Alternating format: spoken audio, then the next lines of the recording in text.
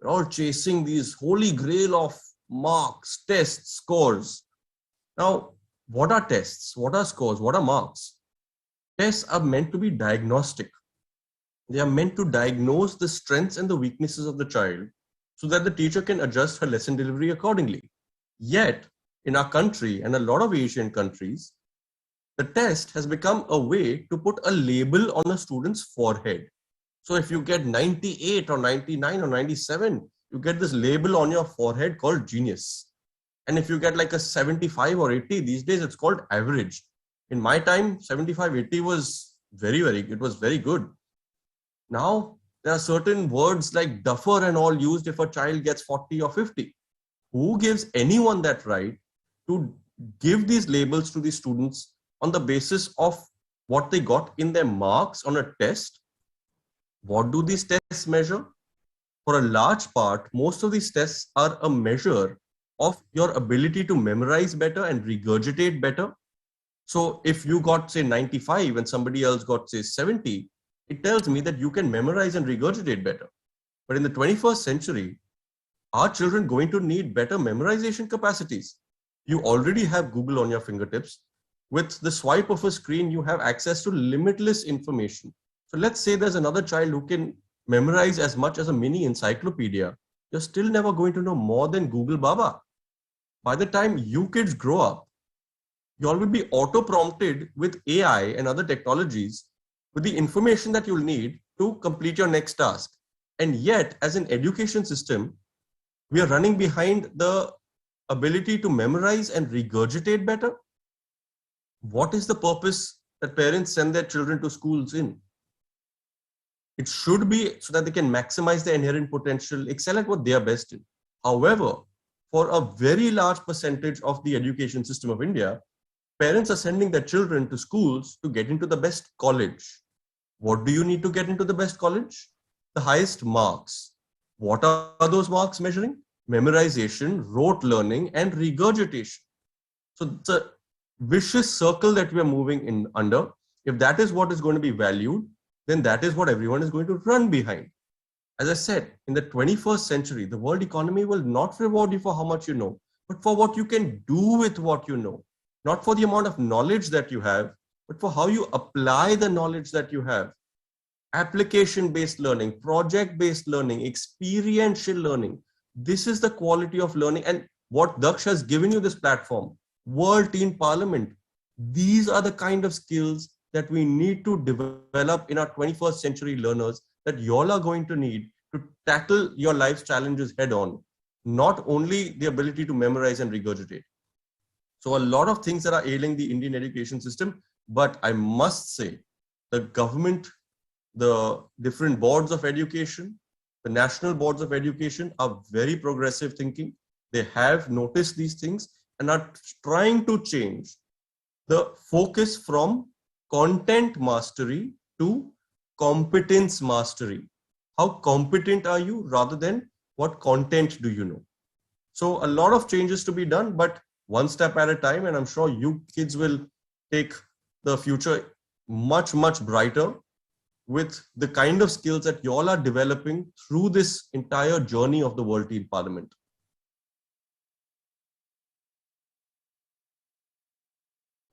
Thank you so much, sir. So, good evening, sir. My name is Gurjit Singh Chadha, and I am from Mayur School, Noida, Uttar Pradesh. I am an MP in the World Teen Parliament. My question is to Mr. Pradeep Rai. Sir, in your many years as an illustrious advocate, what do you believe is more important to get to reach our goals?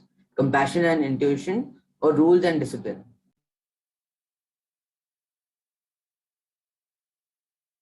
Sir, you're on mute. Yes. So, brother, Mr. Chadda, rules and compassion is one thing, but that is made by the society, made by with the to manage the society. And man is a social animal, but at the same time, we can say that sometimes he is social and sometimes he is animal, because they behave differently at different times. So, actually, when you are passionate about something, you will do it. If you are not passionate, you will not do it. Rules are made for something which is just to control everyone, because most of the humans, they behave differently. Everybody is not same. Sometimes even in our justice system, we feel that different genders, different backgrounds, that also affects the system of justice delivery. Like suppose I give you a problem, and your thought process and the thought process of another girl or another classmate, and maybe your peon in the college, maybe your driver, that may be different. For the same problem, the solution may be different. So you cannot be bound in rules, but rules is only to regulate, at least for the masses. In my opinion, if you are not doing something illegal, you should be compensate, and you should also be working for the betterment of your personality, of the society, of your other skills. So those things matter. At the same time, hard work and everything is there. Rule is also actually important. But if you are actually focusing on your personality, and that specifically with considering the views of others, then it will be very relevant. Thank you, sir. Hello everyone, my name is Nishi Jaiswal and I am a student of class 12 from Central Academy, Senior Secondary School, Barabanki, Uttar Pradesh. I am one of the members of World Teen Parliament. So my question is to Mr. Raghav Poddar, sir. Sir, what is your opinion regarding the grading system in India? How does it affect the students? Is it good or is it bad? Thank you so much for that question, Mishti, and congratulations for being a member of the World Teen Parliament. I think I already answered that for a large part. The grading system is purely centered around that holy grail of marks, which doesn't really measure what the children need in their lives. In the 21st century, the life skills that you all are going to need of critical thinking, collaboration, teamwork, the ability to cope with limited resources. We went through a big pandemic, and then we had all these limited resources that we had to manage and thrive under. And there were people who thrived even in the pandemic, who knew how to take out the best even from the toughest situation. They say that, this pandemic brought a lot of adversity and tragedy and catastrophe. It brought all of that, but it also brought opportunity. Now, they say that every challenge is an opportunity, but it's only a great opportunity if you make use of it. So it's important that the grading system or the mark system, let that be a secondary thing. You need to focus on your skill building, which is critical thinking, collaboration, creativity, teamwork, being able to communicate effectively. That's one of the things I feel that Indian students sometimes, not anymore, but more in my time, were not as good effective communicators or negotiators or persuaders, or to be able to put their point through, but were very good with technical knowledge. That is changing, and it needs to change more. So focus on life skills, 21st century ready skills, the ones that you will really require to tackle the life's challenges, rather than just running behind marks because it's a rat race and everyone else is doing it. Don't do it out of FOMO. Thank you so much, sir. A very good evening to both the incredible personalities here. This is Aditi Srivastava of grade 10th A of St. Amar Jaipuria School Bansal campus, Sitapur Road, Lucknow, Uttar Pradesh. So my question is to Pradeep Rai sir, and it goes, so what is your piece of advice or brief guidance to law aspirants, and how do you think the World Teen Parliament would aid them in their journey? You see, any one of you, if you are aspiring to pursue the career in law, anyway, every citizen has to face it, because there are laws from when you take birth till when you die, or even after your death. So if you give a will, or if you give some kind of property, whatever, that those liabilities, those assets are remain there. In the entire life, you will find that some laws or something is there. Something is controlled, education institute are controlled by UGC, something is controlled by education department, something by bar council, something by medical council, then your transfer rules, service rules, environment, green tribunals, the consumer affairs, whatever you do, law, it's covered in law. So in my opinion, even if you don't pursue law as a career, you should know the law. So each and every student, if you have an opportunity to actually study law, you must study. And suppose you are a doctor, even then you will require certain laws, certain surgeries, whatever, because most of the cases you fall in the ambit of law. 99.99%. Only mother-son relations when it's completely, when the child is small, sometimes it doesn't fall. But mostly it is covered in the law. So in my opinion, if you pursue this career, it's very good. And you should pursue with the focus that what you want to do. Like somebody in among you only ask about the environment. They can work on environment laws, somebody for consumers law, somebody can work for service matters, someone may work for medical and other aspects, somebody for taxation. So different branches are there. Whatever branch you are interested, even somebody can work in the movies like this contract and all, the stars and all, somebody for the sports law. So many things are there. So it's completely up to you. And my piece of advice is that I am not educated from a convent school. I have studied from a village, and I have studied up to class 8 under a tree where there was no building. Only one teacher was available for class 1 to class 8. So if I can do something, I believe that each one of you can do much better than us. Much better. And you all will achieve everything in your life.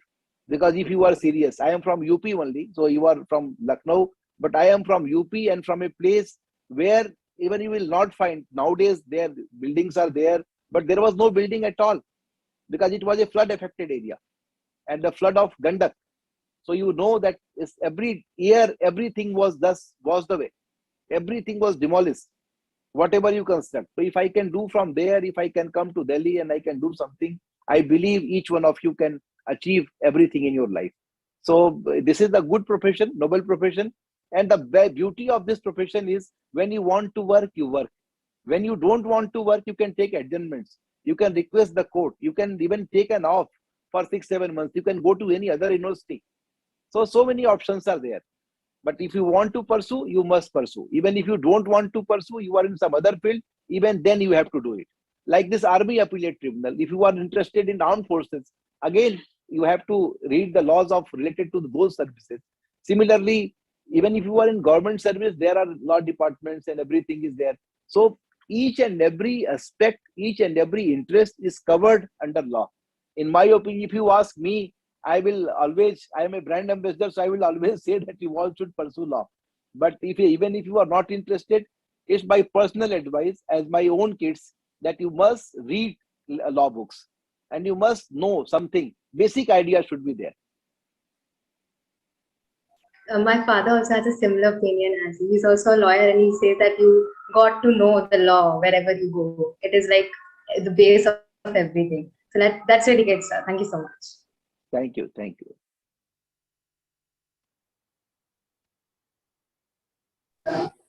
Hello, sir. Hi. Hi. My name is Carla Torrecosta. I am in 10th grade and I am from the Episcopal School in Almanza, Albacete. And I first want to thank you for your speech because it was very inspiring. And my first question is, how did you know that your calling was for studying law? Because I can tell that it is a very sensitive subject to study and you can go many different ways when you study law.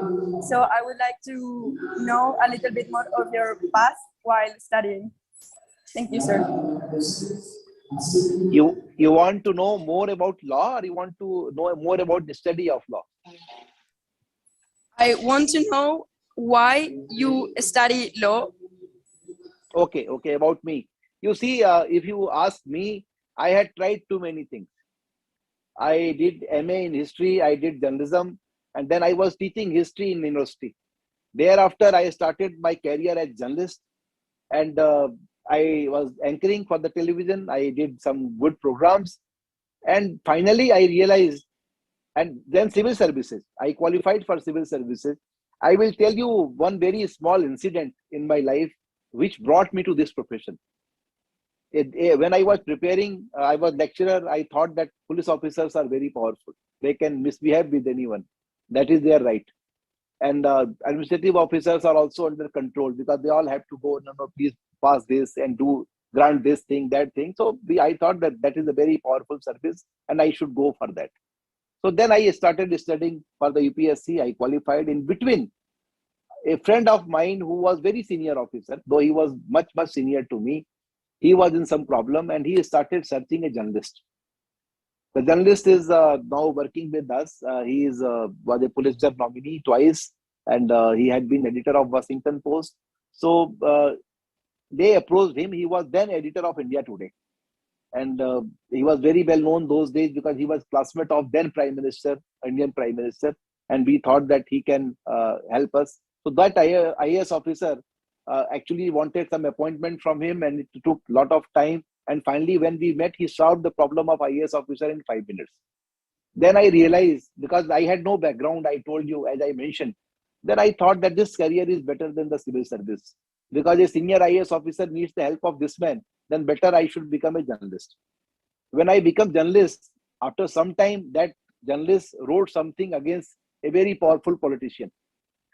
And because of that write-up, he was in soup, and the proceedings were initiated against him in the High Court. So then we started going to a lawyer who later became judge and he retired as Chief Justice of India. So we started visiting him. And every day, whenever we visit, we had to wait. Then I decided that this is much better than journalism. And that's how I become lawyer. I tell you that whatever I aspired in my life, like I wanted to see Amitabh Bachchan's movies, I wanted to see Sanjay Dutt's movies. I wanted to meet Lalu Prasad Yadav. I wanted to meet Jayalalitha. Whomever I saw, I represented each and everyone. And they all visited my office. In Indian perspective, this is much bigger thing that at least at one point of time, 16 chief ministers were my client. And most of them were visiting me, including Mulayam Singh Yadav, who was UP chief minister. Lalu Yadav's wife was Bihar chief minister. He was railway minister. Then Jayalalitha was very powerful leader of Tamil Nadu. Then similarly, some Kerala leaders, some Maharashtra leaders. So that's how I realized that whatever my compassion was, that was fulfilled by this profession. If you are a successful lawyer, if you can actually, if you have the positive attitude, then you can do too many things. And I can say that I told you my background, that in that background, we never had all those facilities. We can just see on the television. Even television was not available those days, because in India, television actually started after 82. When this ACR game was there, then most of the people started buying TV, and 1 or 2 television was there at the population of 10,000. It's not, those days, it was not an easy thing. Everybody had radio, but not television. Gradually, they had television, and then now all these modern gadgets are there. Even roads are in the better condition. Everything is fine. Nowadays, you see that is something different. Even this telecast was, cricket telecast was also known for this TV9, Kerry Paker's show from Australia. It was not, in India, it was not a single camera shoot. You can't even see a cricket match on camera. So it was like that. Gradually, I realized that this is the much better career, and I enjoy this, I cherish this, and we have many opportunities. I am happy that many of my students, many of my younger brothers, many of my those days who were teens, now judges of High Court. So I like them, that they all have prospered, they all have grown. And this profession teaches you not to be jealous of the success of others, because your time will come. When you are not jealous, you are with positive mindset, your time will come and you will achieve whatever you want to achieve. Because every day we play a match, we argue a case, we lose or we win. We are from different sides. Then thereafter we go and have tea together, coffee together. So it teaches you that whatever is professional rivalry is, ultimately your success is that sitting together, talking to each other, enjoying each other's company. So you will not find the similar thing anywhere else. And it's a community living. Even in courtrooms, you will find 1,000 lawyers roaming. If you are a doctor, you may go to the OT, you may have your own 5-6 people staff, then you can go back to your home. In my opinion, I am not saying it's a bad profession, it's a great profession, great and noble service being a doctor. this noble service being a educationalist. But I tried too many things, and ultimately by trial and hit and error, I learned that this profession is most suitable for me.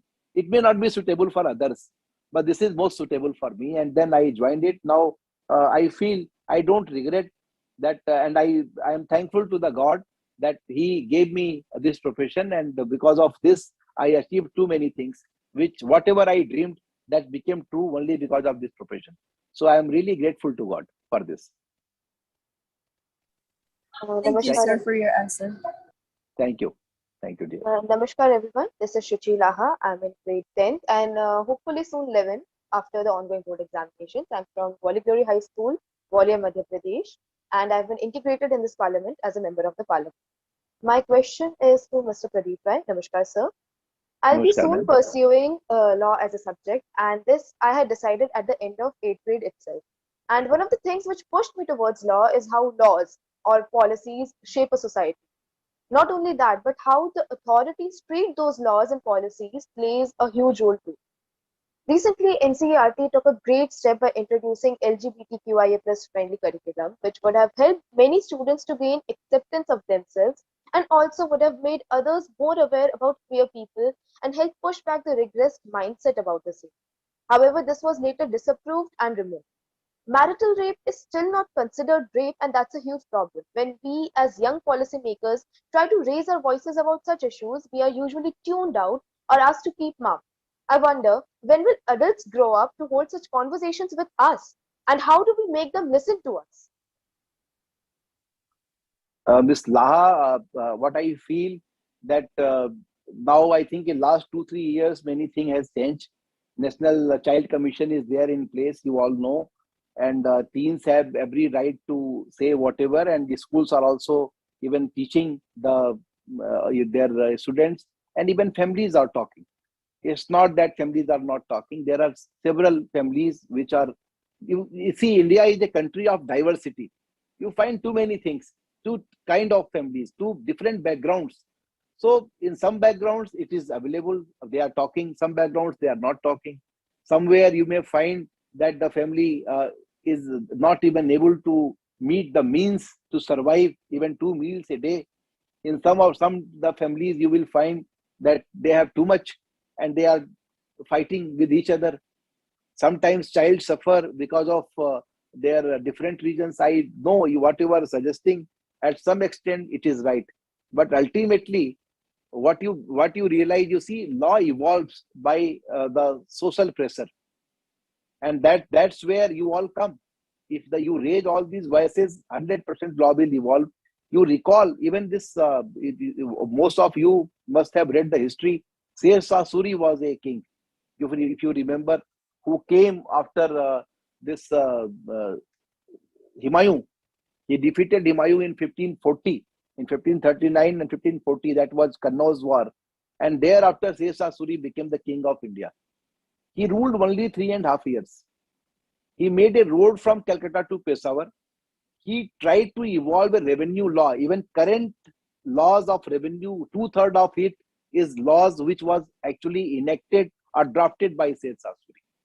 Those days, you just think about it. Even this land acquisition part, that was actually idea of Sher Shah Suri. He started giving compensation because those days from Calcutta to Peshawar, there was a road being constructed. That road is called GT Road. That road was constructed by him, and that roads, land owners and all, they got compensation by the emperor, and they can file an application. The language may be different, but each and every owner got a compensation.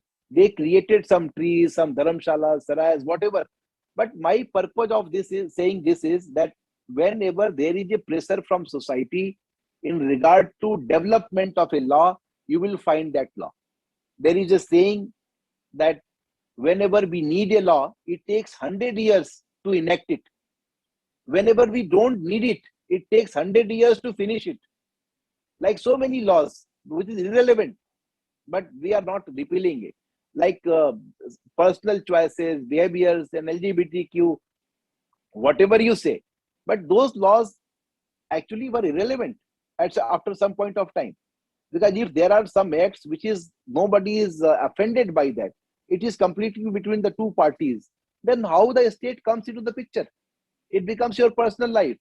But you see, you tell me whether it was accepted in the US, whether it was accepted in any Western country? No.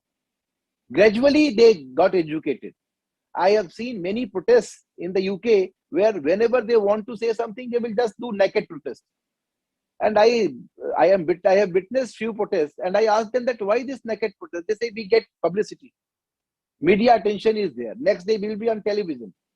If we are doing like the news is, आदमी ने कुत्ते को काटा, that is the news. If man bites the dog, that is the news. If dog bites a man, where is the news in this?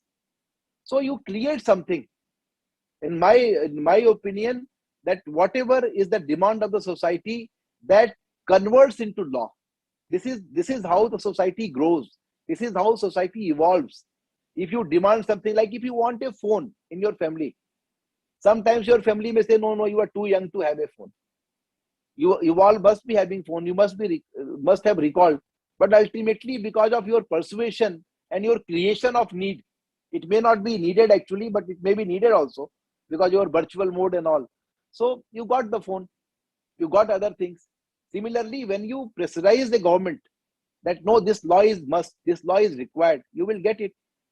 Have you seen like Facebook, Twitter, all these things? You don't have entered into the age where you can enter into some agreement or contract.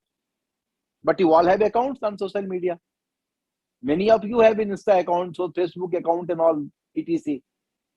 And they know that you can't enter into an agreement, but they have your accounts. Ultimately, what I suggest, that whatever is the demand of the society, whatever is your demand, that should reflect in a larger number. And when the opinion is framed, then it happens. Like laws, you see, you know the Widow Remarriage Act, 1783 or something like that, when Lord William Bentinck, when in the British rule, he enacted a particular provision where this widows has to be remarried if they wanted. It was acceptance of widow remarriage.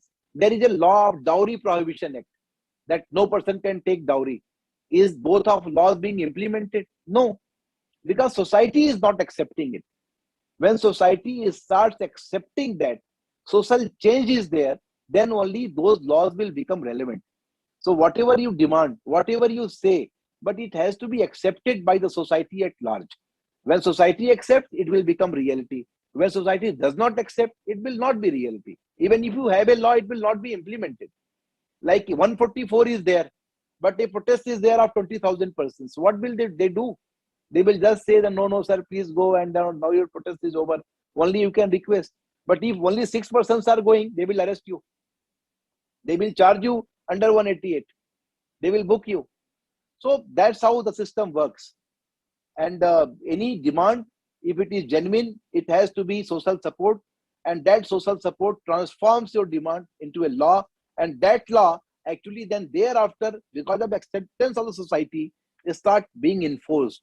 Otherwise, even if there is a law, it will never be enforced. Thank you so much, sir. Thank you. Good evening, sir. I am Arnav Goyal of class 10 from DPS Chandigarh. My question to you is that are leaders good lawmakers or good law followers? You see, earlier when our first parliament was there, most of the leaders had a wide experience.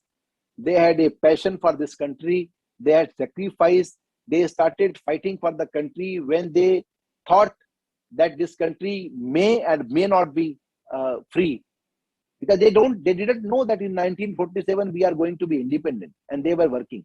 Most of them were very well aware people, law abiding citizens. They knew the law, they knew the fundamentals of very clear. But thereafter, gradually, because of the parliamentary democracy, we find some criminals, we find some uneducated, non-educated persons in the parliament.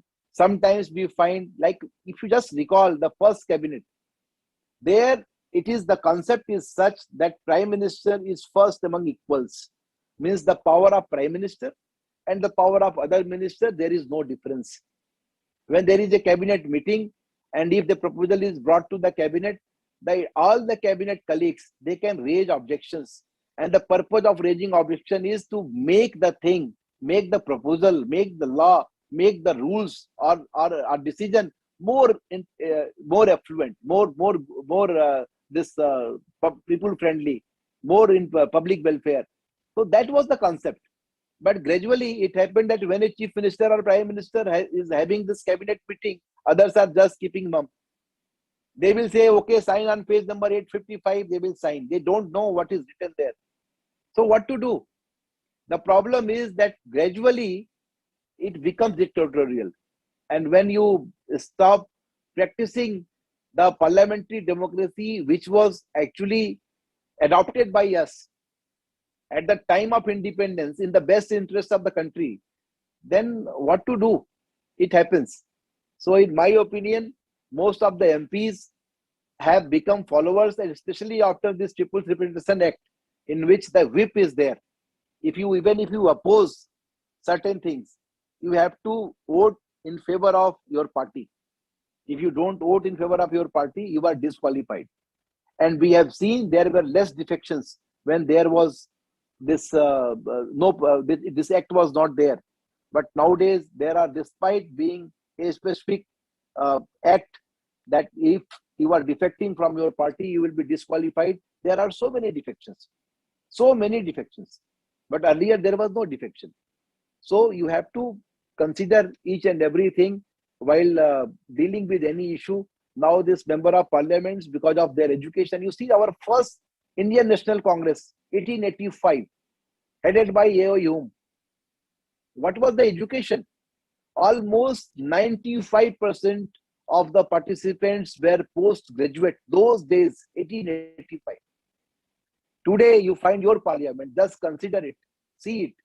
Many of them are high school fail, many of them are earth fail, many of them are undergraduate, many of them are good, very well educated, but criminals. Some of them are good and very well educated. So our parliament is actually working. Not demeaning the parliament, but indirectly or directly, my purpose of saying is this, that this is the compulsion of parliamentary democracy, when people who have more experience but less educated, sometimes they are taking the decisions, and that may be good for the country because they want to do good for the country, but they are not able to do it because they are not competent. Suppose tomorrow they have to draft on PMLA, prevention of money laundering. They have never been to abroad. They don't know what is money laundering. They don't know what is terrorist activities. They don't know about Tata. They don't know what is organized crime. But they are drafting the law. They are in the select committee. They are in the parliamentary committee. They are selling Air India. They are selling Indian Railway. They have not done a business of even bullock cart. And India is a country, you all must realize that India is a country where many centuries traveled together. Like you will find on the road, one person riding on the Ikka, Taga, one person on bullock cart, one person in Mercedes, other person in the bus, someone is lorry. So different centuries. Somebody is walking like 16th century, somebody is traveling in 18th century, somebody in 21st century, 22nd century, whatever. So different, because such varieties, a so wide a spectrum, and because of that it happens. So ultimately we have to accept the reality, and we have to work for the betterment of countries where we have every right to be governed in a good manner, by a competent persons. That is also a fundamental right. In my opinion, if you are not being governed properly, if your fundamental rights are not protected at all, because you are electing a government, the government doesn't know how to work. That is a violation. You are electing your MP. So unfortunately, many of our MPs are not like this teen parliament. I will love that many of you, if you make a way in the parliament and you do good for the society, I will be very happy. Okay, so Good thank evening. Good evening, sir. I'm Sonal Gupta, a high school student from Delhi Public School Sector 45, Gurgaon, Haryana. Sir, I would like to ask you that as we've seen a lot of law series, that sometimes a person may have all the evidences and proofs against him, but the person is actually not guilty. So, have you experienced such kind of a situation, and how did you tackle it? Okay, if you are asking this, I will tell you about a murder case. Okay, A sir. person died, he was burnt at the house of his wife. When this person was brought to the police at the hospital, he made a statement, dying declaration against their in-laws that they burned him because they didn't like the marriage. And this is the dying declaration. The person is dying, he is making some statement. That statement has to be relied. And that has an evidentiary value. If there is no other evidence, even this declaration itself is enough to convict a person. So 4 of the in-laws family were convicted for life sentence. Matter was brought to the High Court. And then we started reading the files. We wanted to see the police diaries. We wanted to see the situation, maps and everything. And when we started reading that, we realized that there are around 100 persons in that village itself had made a statement that he burned himself because his wife was not going with him. And he said, I will punish you all. And I'm going to commit suicide. But when he went to the hospital, he made a statement against others. That statement was not part of the record, but in the police diary, it was there. That you will realize when you will start practicing. And that's how those accused who were convicted, they were already spent 9 years in jail. They were released. So it happens sometimes. So all the evidence means you can't have video recording of killing someone and all that. If those evidence are there, obviously you will be fixed. But if you have even this kind of evidence, dying declaration, and the person is there, he passed away, that itself is an evidence. So in those cases, sometimes it happens. And ultimately, you will realize that your role, your thought process is very important. Thank you so much, sir. Thank you so much, all the MPs. Thank you so much, Dr. Pradeep Rai, for taking out so much time for this parliamentary session. I hope that these teenagers had intrigued you with their questions. We are very happy that you shared so candid experiences with us, the kind of story of your life. I think that would have been quite inspiring for all the teen MPs here. We hope that in the course of time, the World Teen Parliament is able to get these teenagers recognition as legitimate stakeholders. We want their thoughts to be a part of policy making. And we hope that we get your support as well in this journey. Thank you so much once again for taking out the time today for the 5th parliamentary session of the World Teen Parliament. Just for everyone to know, these 100 MPs are in a process. They are not here just for this interaction. These 100 MPs are working throughout one whole year on the ideas that they think that they can improve the world with.